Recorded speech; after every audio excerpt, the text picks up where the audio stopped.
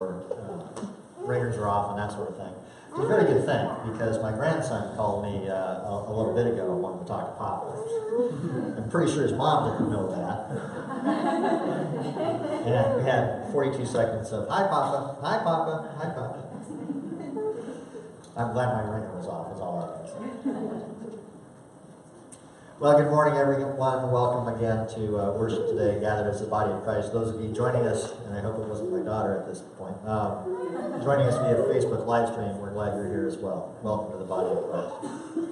Today's story, today's reading is one of those tough ones that is difficult to kind of apprehend and process and to really dig too deeply into. And yet it is chock full of the reality of our life, except for our kids. And at 9 o'clock, the kids here were perfect as well. They never thought about doing anything mean to any of their siblings or friends. So this is really great.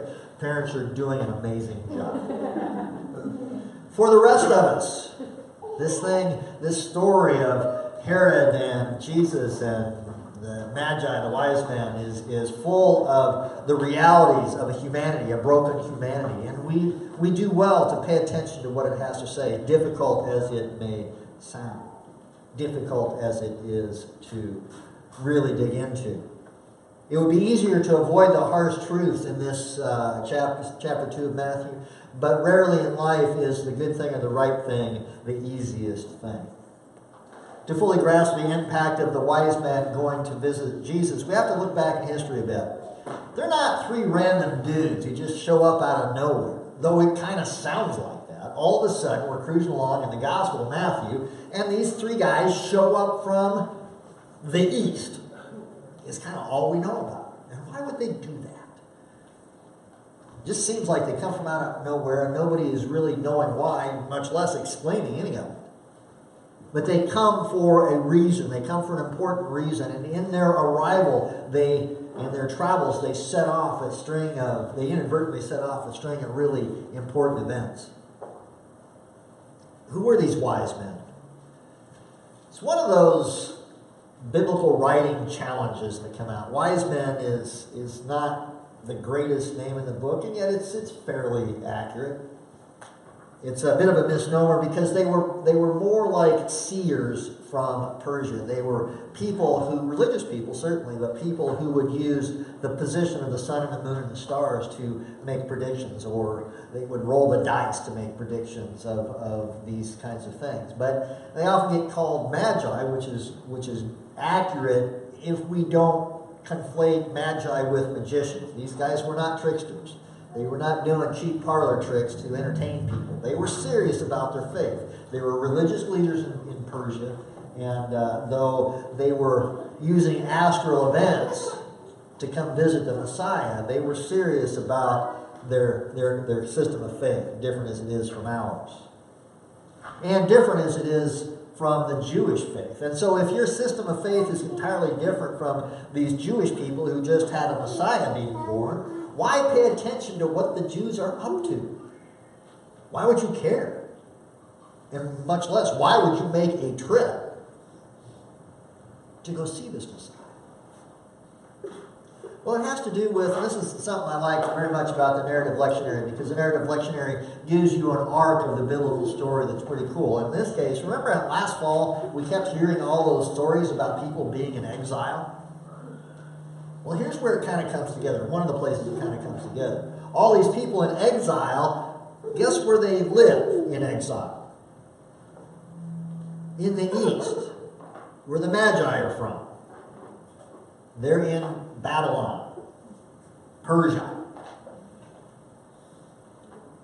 And in this way, the people of Babylon and Persia, the wise men, the three Magi, come into contact with Jewish people and their traditions. They lived there for 70-something years, and so the traditions and how things work got passed around. So the Magi know something about the Jewish faith because they've been around it. And maybe wise men is a good name for them because they're wise enough, they're smart enough to pay attention to what they have learned from their contact with the Jewish people, to pay attention to the events that are going on to their west. One way or the other, what's really cool and fascinating about the Magi is that For this reason, they crossed religious, political, and ethnic boundaries to worship the young Messiah. Whatever unknown and undocumented reasons for road tripping to see a baby, now you have foreigners coming in uninvited to check out this baby who might be the next king.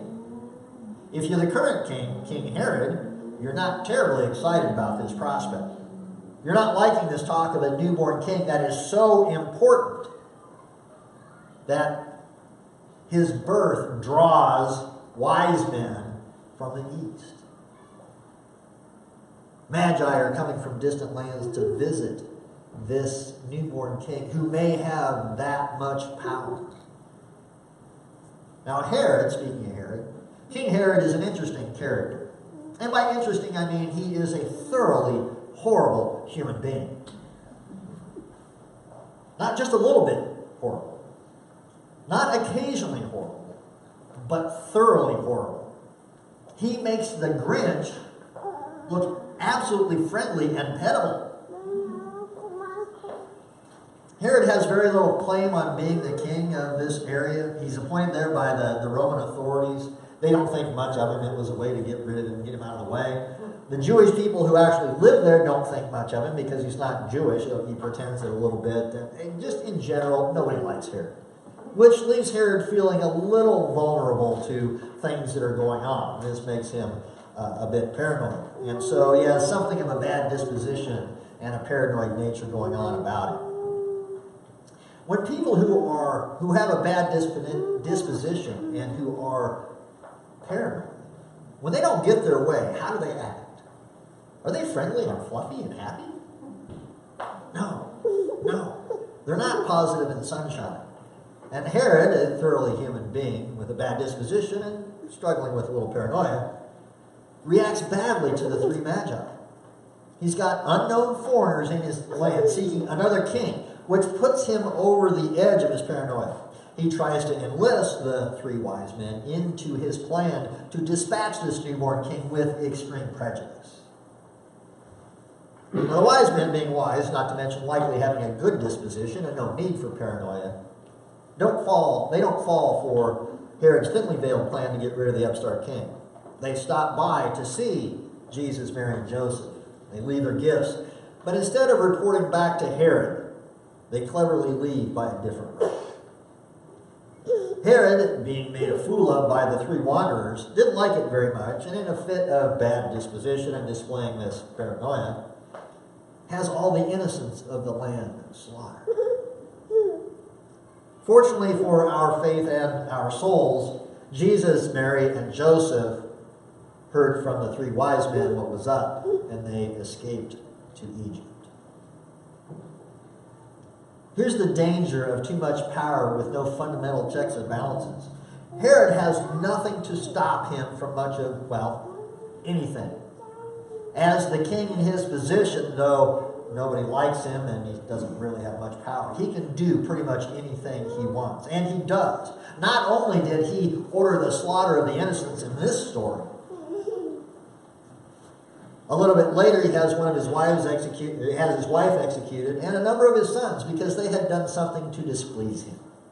That's the thoroughly horrible kind of human being that King Herod is. Not to mention having a bad disposition and a large dose of paranoia. When he is threatened, he responds with unlimited power and rains down death. That's King Herod.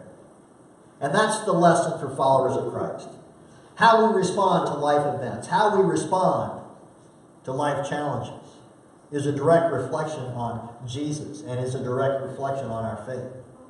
We have a responsibility to respond to things in our life in a way that the Bible directs us to, that Jesus would call us to. It isn't that we as followers of Christ have all the correct answers to all of life's challenges. We don't. But we have a framework in which to work. We have a framework with to draw on to respond when we are challenged. If we're made a fool of, we know our response cannot be the slaughter of the innocents. Our response to any given situation has to be framed by the way we understand our faith.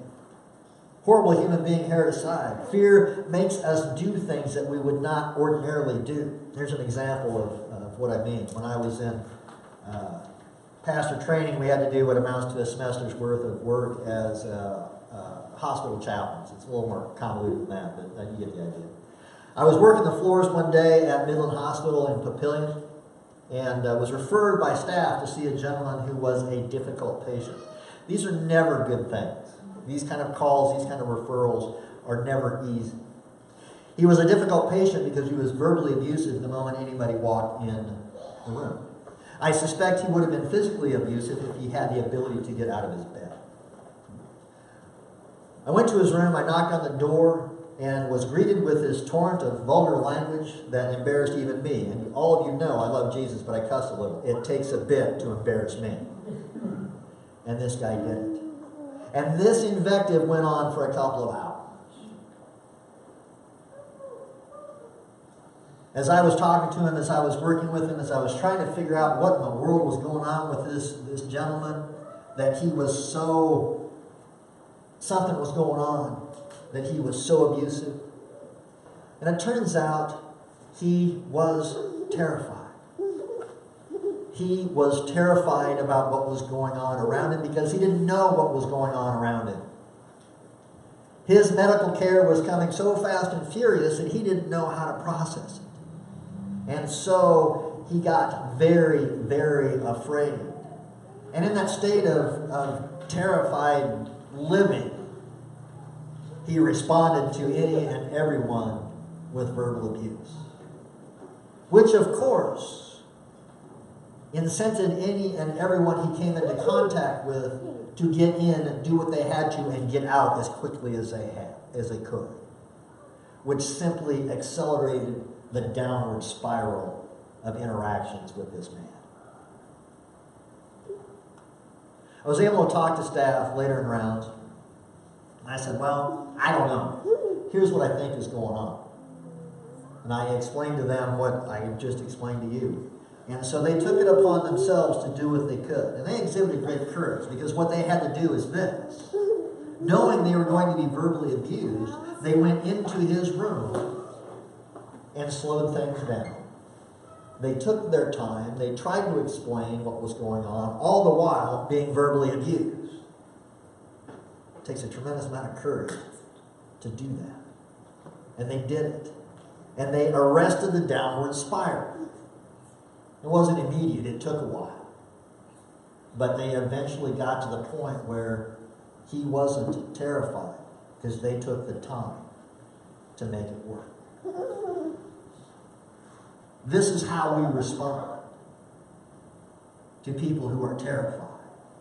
I don't know the answer to every situation, but I do know that we cannot be horrible human beings and call ourselves followers of Christ. We cannot respond with violence, verbal or otherwise, when someone disagrees with us. We are called to be followers of Christ. And as a follower of Christ, we respond to anyone from a position of strength because we respond from a position of hope. And in this way, we bring Christ's love to life. To God be the glory. Amen. I invite you to please stand as you are comfortable and able to continue worship in song.